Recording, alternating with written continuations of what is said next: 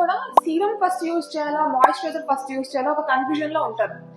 మీరు తీసుకుంటే సీరం అనేది ఒక లిక్విడ్ ఫార్మాట్ లో ఉంటుందా, క్రీమ్ ఫార్మాట్ లో ఉంటుందా? లిక్విడ్ ఫార్మాట్ లో ఉంటుంది. సో లిక్విడ్ స్కిన్ లో తొందరగా వెళ్తుందా, క్రీమ్ తొందరగా వెళ్తుందా? లిక్విడ్ తొందరగా వెళ్తుంది ఎప్పుడైనా. సో సీరం లైట్ వెయిట్ ఉంటుంది అండ్ హెవీ కాన్సన్ట్రేషన్ తో ఉంటుంది అనమాట. అండ్ దాంట్లో మనకి ఎమాలియన్స్ ఉంటాయి.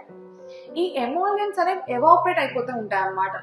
ఎవాపరేట్ అయిపోతే అది ఎందుకు మనం వాడుతున్నామో ఆ పర్పస్ సాల్వ్ అవ్వదు.